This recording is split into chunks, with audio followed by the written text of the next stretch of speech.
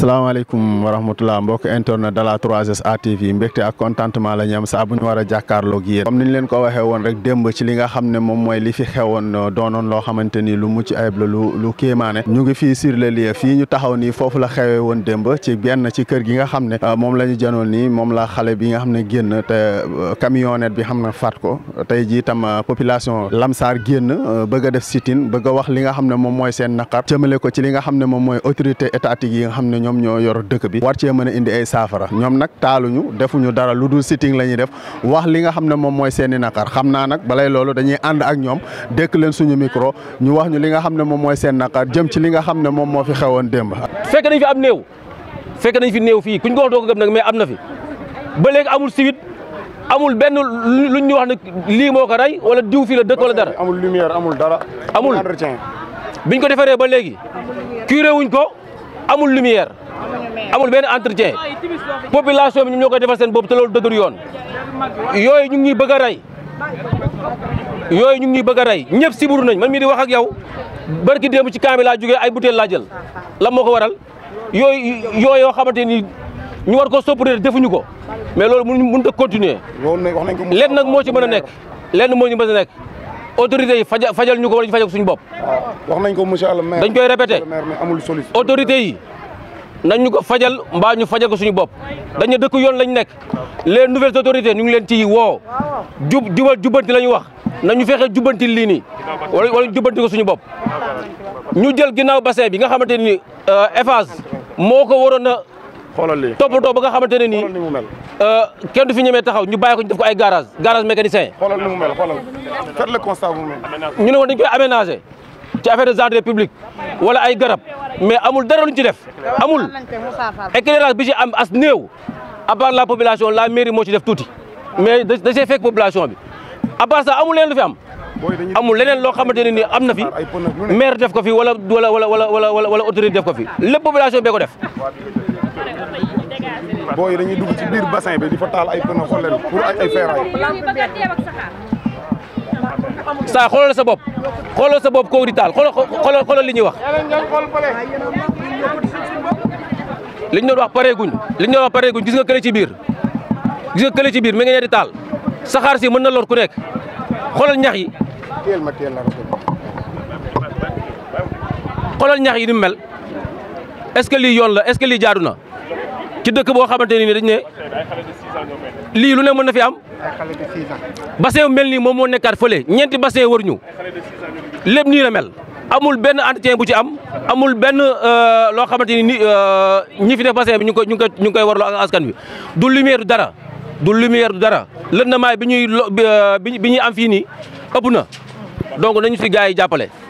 ay xale yoo xamante ni ku ci gën a mag 10 ans nga am ñu ñoo dugg ci biir te lu ne mën nañ leen dal. am na barki démb ku doon dem fii lañ ko agressé ñu yóbbu ñaar fukki jundeem pour wi la doon jënd dëgg la agression yi fi am fii nii parce que ñoo nekk zone boo xamante ne nii insécurité dafa bëri agression guddi agression bëccëg amatoo sax yow maanaam fitu en tant que góor di génn heure waxtu ak jigéen ku ne xam ne ne fii suñu yaay yi dañuy gën di liggéey di dem di marché jën lu nekk ñu koy def mais heure boobu 4 heures du matin boo ko jugee doo dellu sa kër parce que dañ la agressé nangu sa xaalis te loolu du yoon donc nañu si nit ñi dàppale damay répété waat rek nañ ñu ko fajal wa ñu fajal ko suñu bopp ndax dëkk bi bëri na ay xale bëri na ay jeunes bëgguñu àgg ak ñoom foofu ndax tey ku ci daloon sa doom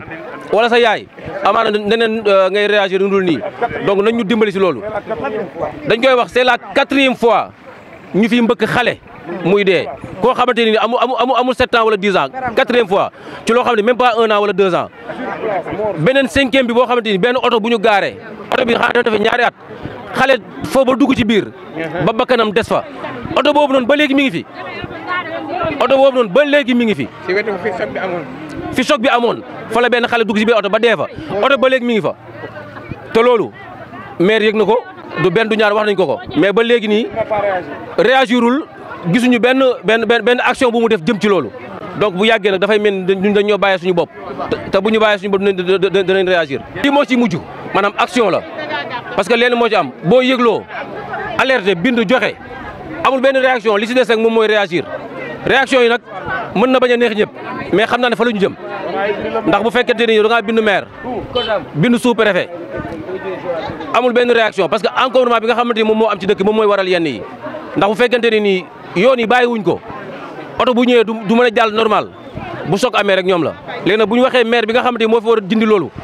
dindi wuñ ko ñu dem préfet dindi wuñ ko après population moom moo jël ay responsabilité am. Bonjour, je m'appelle Malik Sarr. Je suis un acteur de développement dans le quartier de Tivaouane Lamsar. Nous le regrettons profondément et nous présentons nos condoléances à notre sœur, n'est-ce pas, Madame Fall, du Komassaou Tchilikodal. Et nous regrettons vraiment cette situation parce que c'est la 4e fois. Il y avait 4 voitures qui ont tué des enfants ici, dans ce quartier. Et vous le voyez vous-même, le décor. Le décor n'est pas agréable à regarder. Vous voyez des voitures, n'est-ce pas, qui ne fonctionnent plus, qu'on a garé des épaves de voitures pendant 4 à 5 ans, 6 ans. Il y a même des voitures qui ont duré ici de 10 ans et que le maire tarde à sortir un arrêté pour enlever ces voitures. Nous sommes population, nous ne pouvons pas un bon jour se lever et enlever ces voitures. Ce n'est pas de notre rôle. On a élu une autorité qui doit se charger des problèmes de la localité. Nous vivons des problèmes à longueur de journée. Hier, on a perdu un enfant et que ça fait mal au cœur. Et que vous voyez la population qui est derrière nous, c'est juste pour montrer leur mécontentement, pour montrer que nous ne sommes pas satisfaits de la diligence de cette autorité. Nous montrons également que nous, Lamsar, on est mal servis. Il y a 4 bassins qui nous entourent. Il n'y a pas de saupoudrage pour enlever les moustiques. Il y a des ordures qui nous entourent. Il y a des voitures et des mécaniciens qui sont toujours là, qui ont escorté le milieu de façon anormale. Il y a également le garage de, je ne sais pas, ligne 26 qui met maintenant son garage à l'intérieur de notre localité. Il y a partout le désordre. Et que ce désordre-là, c'est dû tout simplement à cette autorité qui manque de punch, qui manque de son pouvoir d'autorité à l'appliquer, à venir faire un déguerpissement. Il refuse de le faire. Je ne sais pas pourquoi. Donc là, on lui pose la question. Nous, on fait appel à toutes les autorités, à savoir le sous-préfet, le préfet, en passant par le gouverneur, le président, pour leur dire que la localité de Lansar souffre profondément et que partout, chaque jour qu'on se lève, on a des problèmes. Pour rentrer dans notre localité, c'est un problème. On appelle à l'État central. On voit les autres mairies qui sont en train de faire le déguerpissement. Mais pourquoi ça tarde à se faire à Lansar? C'est ça notre problème. On se pose la question, est-ce que le maire là, il est là pour la population ou il est là pour lui-même? De toute façon, nous, localité de Tivaouane Lamsar, on ne voit pas ce que le maire a fait pour nous, pour mesurer tout simplement la réussite d'une mairie. C'est pour tout simplement le bien-être de la population. Nous, on est très bien éduqués. Aujourd'hui, vous avez vu ce qu'on a fait. On a fait une marche pacifique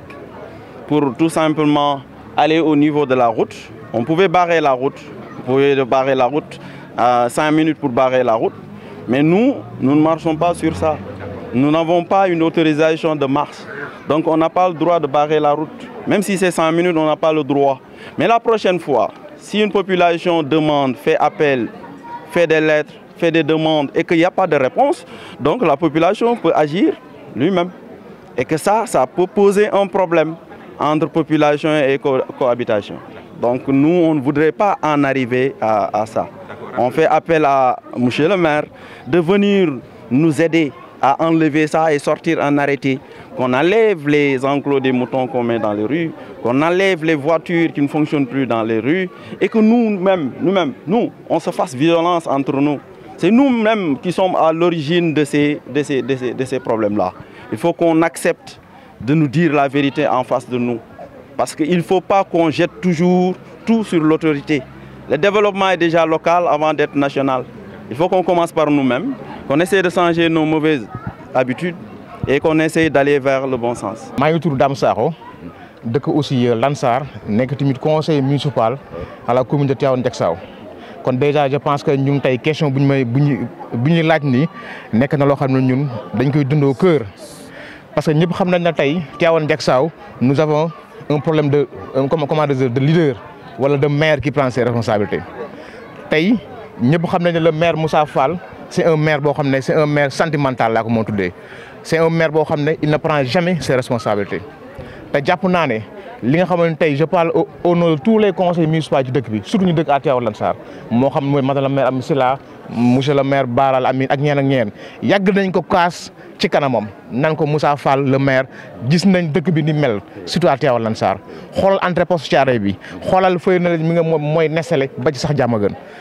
mais chaque jour daf ñuy gëmloo nañu dem na sax ba dinaa ñu xaalis ak nangam te que je pense ñëpp xam nañ ne li fi ne question de volonté la léegi nag tey li xew démb gis nañ ko ñun ñëpp mooy kenn su ñun nekk suñu njaboot moom la oto fël mu ñàkk bakkanam ci saa si li ko waral mooy dëgg la ndogal yàlla am na mais bu ñu waxatee dëgg nag anarchie bi nekk ci dëgg bi tamit cause na aussi une problème aussi ba nga xam ne tey ñàkk na bakkanam tey. waaw moom la ñuy mooy li waxoon si njëlbeen rek xam nga cadre de vie dafa bokk ci dund maire yi am ambition yëpp wala maire yi naw seen population bi gis nañ tey ni ñu def demal fële ca Kër Massar le maire Bilal Diatta demal fële ca Colobane kon jàpp naa ne tey monsieur le maire Moussa Fall parewul pour saafara comme jafe-jafe yi nga xam ne population Tivaouane Diacksao ñu ngi koy dund surtout waa Tivaouane Lansar ñëpp xam nañ occupation anarchique mécanicien yi fële foofu seen place ñëpp xam nañ ne dëkk bi li ñuy dund métti na ci côté occupation yoo xam ne mécanicien yeeg fu neex waaye teg kanting ak leen kon camion yi nga xam ne dañuy dugg ci biir dëkk bi camion man li ma jàpp ne ku mën a jënd camion 15 millions de francs CFA mën nga am possibilité dem fay parking loolu outil benn problème la li ma jàpp tey mooy monsieur le maire Moussa Fall la population Tivaouane Diacksao fii Tivaouane Lansar dañ naan ñun sonn nañ tàyyi nañ te gis nga tey forte mobilisation bi nga xam ne moom la population bi def di naxarlu liñ Lansar nag Tivaouane c'est une population très éduquée parce que bu ñu neexoon tey ku ñàkk sa doom ñu xëy tey bàyyi tale bi poste Thiaroye mais defuñu ko ndax lan dañoo xam ne lépp loo gis dafa am loo xam ne dañ koy wane ba pare parce que discipline mooy lépp mais nag man jàpp naa ne bu la maire Moussa Fall amul jëlu engagement personnel def déguerpissement man jàpp naa ne état bii di ñëw mooy gën a métti comme liñ Sonko di wax rek garsa lay doon boobaa incha allah rabbi. waaw man damay fait appel à le sous-préfet vraiment monsieur Mbodj parce que gis nañ ne ñun ñu nekk moom ci conseil bi xam nañ ne nit ku am fulla la ci li muy def man jàpp naa ne déguerpissement bi tardé wul ci moom. man dama jàpp ne bu dese woon ci sous-préfet rek Mbodj kon tey réagir na bu yàgg. li ci des rek mooy l'autorité administrative bi nga xam ne moom moo nekk fii à Tivaouane Diacksao moom moo manque d'autorité léegi nag comme ñëw nañ ba fii ba cappaandaw ga lii naan trop c'est trop balaa leen compté nañu benn ñaar ñeent buñ jógul ci lii dinañ demaat si juróomeel te nag laa xawla wala xawata balaa juróomeel a jot ñun population Tivaouane Lansar dañuy taxaw nag xam nañ nag nuñ ko mën a defee. bu réagir wu ci côté bi ñun dañuy réagir aussi benn côté damay wax tamit ci turu ci conseil municipal yi nekk Tivaouane Diacksao yëpp li woo ko fii ni moo xur yëpp nous avons un maire qui ne prend jamais ses responsabilités le maire Moussa Fall du jël ses responsabilités c'est un maire boo xam ne léppam sentiment la te sentiment doxalul réew. waaw man maa ngi tudd Séga Fall Mbengue responsable dans ma commune. waa di dellu di masawu suñu sœur bi rek. di am naqar ak tiis ak mbetteel gu rëy a rëy ci li nga xam ne mooy tiis wi daanu démb suñu kaw di yaay joo xam ne aussi képp kuy yaay rek mën naa ne di papa li am démb metti na la. parce que di fa wax sa doom même pas 5 minutes drame bu mel nii am lu méttee nii vraiment c'est vraiment déplorable métti na ba fa métti mën a yem ñuy masawu suñu sœur bi rek te xam ne tey jii ku ne mënoon na laa dal te di leen wax ne aussi lii c'est pas la première fois mën naa wax ne c'est la 1e fois lii di am parce que 4 xale yi ci oto la mais am na fi keneen koo xam ne aussi ci charrette la amee woon ci même mbedd bi nga xam ne kon affaire yi mi ngi bëgg a jéggi dayoo. ci commune dem au niveau régional national kon ku nekk da nga war a defar déjà fi nga dëkk ba pare xool loo xam ne jaaduwul parce que tey jii ku nekk man sama morom ak keneen ku nekk da nga jàpp ne sama bopp rek. man su ma baaxlee ñi ci des sama yoon nekku ci te loolu bokk na ci li nga xam ne moom moo ñu sonal moom mooy li yàq dëkk bi mën naa ne ndax yow tey ji boo defee lu jaaduwul bu nit waxee sax danga naan dafa soxor wala dañoo soxor dañ ma iñaane fekkante ne demeewul noonu lu dul yoon du yoon peut-être lii fi am tey jii am na nu voie bi doon libre peut-être dogal yàlla ñëw na mais aussi doon nañ ko mën a moytu parce que tey suñu mbedd mi bu fi oto di tasee xale amoo fenn foo mën a dévier pour moytu xale bi yàlla moo lay dimbale rek nga am maîtrise ak contrôle mais sinon dina metti à chaque fois bu ñëwee. waa accès bi moom jafe na mais dañuy jox maire un ultimatum lañ koy jox di ko xamal ne lañ daan def du am suivi bi du ci bokk incha allahu rabbi dans 2 à 3 jours bu ñu gisul résultat ñun dinañ wàccal suñu bopp sur le terrain fajal ko suñu bopp à notre manière te defe naa ne population bu wàccee fajal boppam dina metti kon nag moom mi nga xam ne moom mooy suñu autorité locale moom la ñuy wax na wàcc sur le terrain taxaw ci li nga xam ne moom mooy bëgg-bëgg askan wi parce que ñun li ñu bëgg du loo xam ne lu jaaduwul la li ñuy revendiquer day suñuy droit te nag di suñu droit boo xam ne droit bu absolu la bu ñu jógee ci moom ñi ngi woo monsieur le sous-préfet na wax ci lii na taxaw ci lii parce que bu ci monsieur le maire amul benn compétence moom nañu ci taxawal en même temps ñuy jox waa Eiffage aussi di leen jox ultimatum parce que liñ ñu def dafa jaaduwut occupation anarchique lañ ñu defal ci suñu bassin bi parce que bassin bi ñun réclamé wuñu ko ñu ñëw déjà defal ñu fi bassin yoo xam ne dafa enclavé complètement suñu quartier bi amul fooy aw te doo fa romb bassin moustique sonal ñu gisuñu maire boo xam ne mën nañu defal opération de saupoudrage amuñu ko da ngay toog ay ati at doo gis opération saupoudrage ci koñ bi mën naa ne li ngay gis fii ci ay moustique muy weñ di yoo di insecte amul beneen quartier boo xam ne mën nga ko faa gis ndax lan amuñu autorité bu ñu ci taxawal mais man maire buñ ko falee pour lan la du pour mu taxaw ci li nga xam ne moom mooy besoin population wa mais gisuñu suñu maire dégguñu suñu maire kon lii moom dañuy jox waa Eiffage benn ultimatum boo xam ne nañu wax ci ñun suñu waxul ci ñun dinañ baare autoroute à péage bi te suñu ko baaree dina metti trop parce que fii ku ragal wala ku ñàkk fayda amu fi mais nag dañ ñu yar lu ñuy def rek dañ koy def ci yar ak teggin ak yoon revendiquer suñuy droit ci jàmm ak salaam waaw. je suis témoin oculaire kenn nettaliwu ma dama fekkee oto bi dafay romb bu tombee xale bi di génn xale bi dafa daw rek taseeg oto bi man li ma jàpp sax mooy borom oto bi gisul xale bi parce que xale bu ndaw la te camion la waa ji yoroon waaw man dama jàpp ne xale bi moom oto bi gisu ko waaw mais lépp rek koñ boo xam ne occupation anarchique moo ko sonal ba suñu dugg gis ngeen entrée bi ni mu mel suñu mbedd mi dañu ko occupé ba oto ñaari oto mënuñ fi tase pourtant mbedd bu yaatu lañ am ñu am nañ voie bu yaatu boo xam ne ñaar ba ñett oto sax war nañ fi mën a jàllante te doo am benn problème mais dañu ko occupé ba entrée bi metti na sortie bi metti na gis ngeen déjà entrée Poste Thiaroye bi foo tourné ay oto nga fa ñiy raxas oto nga fa camion yaa ngi garé à côté 26 bi ñëw mais damay laaj kañ la ligne am droit di def garage am ci biir koñ mais Lansar kaasuñu dara parce que boo waxee ñu ne dañ ñoo yar léegi dañ ñoo yar ba suñu njaboot nar a jeex pour lan léegi nag trop c'est trop lii waxuma leen ëpp mais dafa tuuru parce que juróomi doom yu gaañu ci koñ xamuñu xale yooyu lan lañ waroon mën a nekk ëllëg kon nag wooteeti nañ monsieur le maire ultimatum lañ la jox dans 3 jours boo réglé wul suñu situation ñun dinañ régler suñu problème à notre manière waaw. maa ngi nuyu ñëpp di gërëm ñëpp man la Amy Sylla doon conseil municipal ci maire bi Tivaouane Diacksao ba pare doon nag femme de développement nekk ci dëkk bi. waaw di wax ne rek métti na ñu ngi koy jaale suñu xarit bi Fatma Fall ndax ku sañoon boo juree sa doom da ngay toog ba yónni mu lay fajal say soxla waaye xañ na nag lii la yàlla dogal di wax ne li ma ciy wax moom du bari ndax liñ waroon a wax yëpp daanaka macha allah sama moromi conseil ñi nga xam ne ñoo ngànk dëkk bi wax nañ ko. di wax ne lii daal Moussa Fall la ñuy wax ak man du ma wax ak kenn du Moussa Fall monsieur le maire woowoon nañ la woowaat nañ la woo nañ la léegi nag mbind mi ci boppam sax duutu am duutuñ bind kenn tey génn nañ premier point lañ la defal nii première goût lañ la defal nii deuxième goût bi bu ñëwee ñun xam nañ fi ñuy jaar ndax nag ñun waa Lansar ku ñu yab nag dañoo bàyyi suñu yoon ndax ñun xeex rek lañ man te lépp luñ mës a xeex nag gañe nañ ko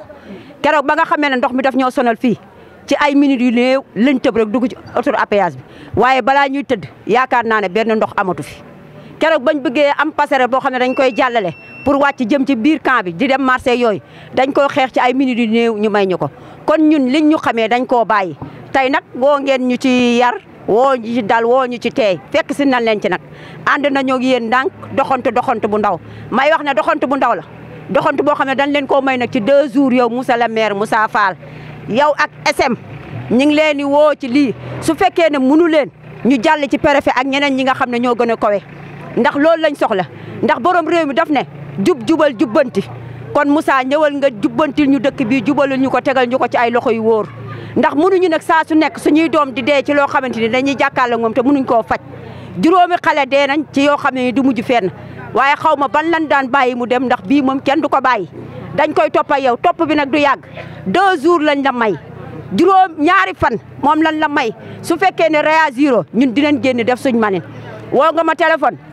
nee naa la duma la wuyu ndax tiis bi dafa dalaat suñ kaw aw maa yow lu may wax ak yow yow yaay wàcc ñëw ci population bi nga taxaw dégluñu lépp loo xam ne suñuy jàngoro lu ñuy saafaral nga ñëw saafaral boo ñu ko mënut am na ku la sut fii ku nekk am na ku la sut nga dem wëri ña la sut nga ñëw defe ko parce que toog nañoo yow toog nañoo préfet dégg nañ li la préfet wax yow lay xaar yow lan ngay xaar Moussa ñun ñoo sonn ci jaale bi ñuy jaale dafa doy soxlaatul nga ñuy jaale dañoo bëgg nga ñëw fajal ñu suñuy soxla suñuy métti yow yaay suñ maire ñun ñoo la votel yow lañ am droit wax la ak sañ-sañ su ma paree nag ma dem ci waa ñi nga xam ne ñoo fi def kii bassin yi EFAS APIX yéen dama leen woo direct duma ko jaarale ci kenn yéen man maa leen wool sama bopp li ngeen ñu defal laajuñ leen ko woon waaye mujj nañu sonn xanaa ñun dëkk bépp ñun ñoo ci gën a sonn ñun ñi nga xam ne route nationale numéro 1 daf ñoo tëj ñu ñëwaat autoroute à péage bi tëj ñu nekk ci digg bi rek doon benn pot boo xamante ni ku ñëw rek jàll bassin yi nag 4 bassin wala 3 bassin mi ngi ñu wër te amaluñu benn njariñ amaluñu buñ ñu def ubaloon bassin bi sax defal ñu ci marché sax ñu sant ñu mën cee liggéey bassin boo fi gis rek war naa mën a teg benn entreprise boo xam ne war naa mën a jël ci doomu dëkk bi ñu ciy liggéey waaye amuñu xam-xam boobu ki ñu jiite amul xam-xam Moussa Fall man maay wax ak yow amis la conseil municipal mooy wax ak yow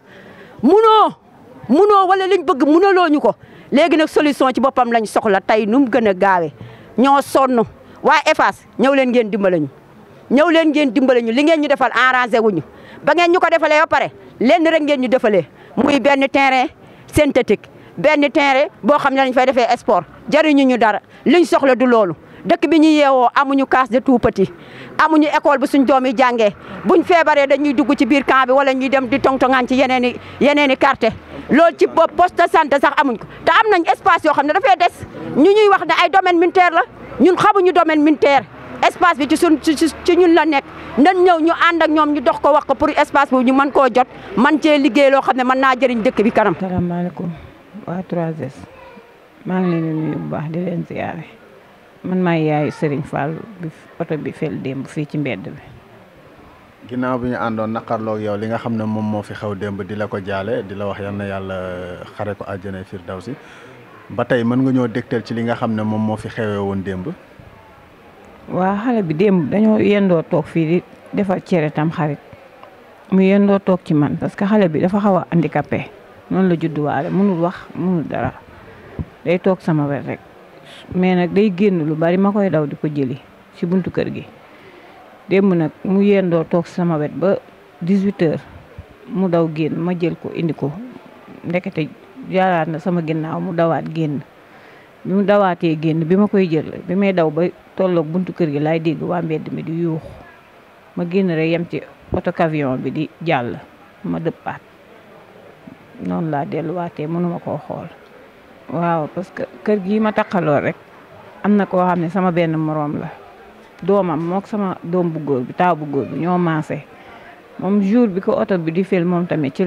boolu añukaay bi la xale bi dawee di daw di génn rek te santeeg oto bi muy première fois amaat na beneen si koñ bi décembre bi passé ak tey sama doom am na beneen xale tamit ci ginnaaw nii rek maanaam ñeenti xale am nañ ko fii ci koñ bi te yëpp ci oto yi jaar fii ci koñ bi la te fii du tali koñ la amuñu doo daan amuñu dara ñu ñooy daw rek di jàpp suñu ay doom toujours li gën a metti na mooy xale boo xam ne dafa handicapé papaam gaañu même pas 4 mois maa ngi doog a mureeku simmeeku nii kii damaa simmi rek même pas une semaine la bi may daw di ko dabi rek mu oto bi yanu ko waaw parce que ñun bu 18h xësee ba jot rek ku am sa oto bu yàqu fii nga koy ñëw gaare ku am sa oto boo wàccee liggéey ak foo mën a dëkk jàmm gën jeg saaw foo mën a dëkk fii nga ñëw gaare suñu koñ gardien yi ñëw récupérer seen xaalis def ci seen poos ñun boo amoon tey malade sax bëgg a génn guddi doo am foo jaar da ngay moytu oto yi ñun dañ daan gaare ba fii suñu buntu kër taf buntu kër gi sama borom kër moo xeex loolu ba loolu xaw fee wàññeeku mu def fi ay puno pour di xalaat ni ëllëg bu ñu amee malade guddi du ñu am fuñ jaar kon ñun oto yu yàqu yi sonal nañ ñu fii oto bu yàqu gaare na fii benn xale kër gi ñu taxalool même beneen xale bi fi gaañu woon xale dugg na ci biir oto bi gaañu fi ba am 2 jours ay mbokkam di ko wër mu dugg ci biir oto bu yàqu bi oto bi ñu baas ko mu tëju xam nga loolu yëpp metti na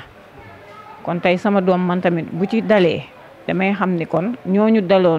loolu leen daloon man tamit dal na ma. man sama doom le 20 octobre lay am 7 ans. waaw octobre bii ñu dëgg ma munta wax mun dara dama doon xaar pour bu ma simmee nii suba kii moo ma boole woon waa Talibou Dabo pour ma mën koo yóbbu Talibou Dabo ñu dimbali ma ci. parce que comme nekkatuma ak papaam dama doon wuti liggéey pour daan sama doole. non dawul parce que man nag gisuma chauffeur bi ba tey mais dawul dafa dem police déclaré boppam jiital waa police ñu ñëw ba fii ñu def constat bi yóbbu xale bi. borom oto bi ba tey gisuma ko. aw ma ci benn information gisuma kennam ko mu bokkal amul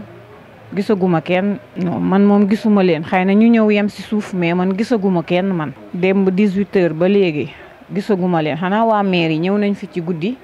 wax ak man après ñu dem mais gisaguma police gisuma kenn noo jotaguñ ci parce que xëy nañ dem hôpital Dala Jàmm ñu wax ñu suba lañ si mën a jot parce que tey feet la moo tax ñun ñu ñëwaat toog di xaar ba suba. bu police bi mu fi ñëwee dafa def liggéeyam mu dem gisuma leen man ñëwuñu fii ci man boog gisaguma leen man bu ñu ñëwee tamit man gisuma leen. El Hadj Fallou Camara. mais Serigne Fallou rek lañ koy woowee fii ci koñ bi mais El Hadj Fallou Camara la tudd. comme man lii am na ba pare te mënul maa waxati ba mu ñëw mais ñu dimbali yeneen yaay yi ci koñ bi tamit jàppale leen ñu defar koñ bi ñu jàppale borom oto yi nga xam ne dañuy gaare suñu koñ bi te fii nii du tali nañ ñu dimbali defaral ñu suñu koñ bi ñu jàppale ñu ñun jaboot yi parce que man yàlla moo def man may yaayu jaboot xale yi si koñ bi yëpp si man mii la ñuy ñëw. damay jaayantu fii ci buntu kër gi kon tey bu dul sama doom mën na nekk beneen doomu jàmbur bu ñëw fii ci man amee soog fii ci buntu kër gi. kon nañ ñu dimbali ñun waajur yi nañ ñu dimbali te yàlla rek tax. waaw comme niñ leen ko waxee woon rek ci njëlbeen bi gis nga li nga xam ne tey jii population Lamsar wax nañ ko ci ay dégâts wax nañ ko ci ay bëgg-bëgg dégg jël nañ seen cahier de charge teg ko ci li nga xam ne moom mooy monsieur le maire Moussa Fall ak ci autorité yëpp yi nga xam ne ñoom ñoo jiite. kon nag yaakaar naa ne gis nañ li nga xam ne tey jii dëkk bi ñaxtu nañ ko ci dégâts yi fii am ay ci accident mortel yi nga xam ne ñoo fii am occupation anarchique bi nga xam ne mécanicien am nañ ko jëm ci poste Thiaroye yëpp ak bassin de rétention yi ñu leen defal te juralu leen lenn lu li nga xam ne moom mooy ay difficulté ay problème kon nag loolu bokkoon na ci li nga xam ne tey jii moom lañ doon ñaxtu di ko jooy di ko mbëbët ngir ñi nga xam ne ñoo jiite réew mi mën koo dégg ñi nga xam ne tam ñoo jiite réew mi dañoo woote jubal jubbante kon nag bëgg na ñu ñëw jubbante ñu li nga xam ne moom mooy suñu dëkk bi defal ñu ci li nga xam ne moom mooy saafara jëm ci li nga xam ne moom mooy sécurité kon nag xam naa fii la ñuy tàggatoo ak yéen jox leen dig daje ba yeneen jëm yi jamono ak yeneen émission incha allah jërë ngeen jëf.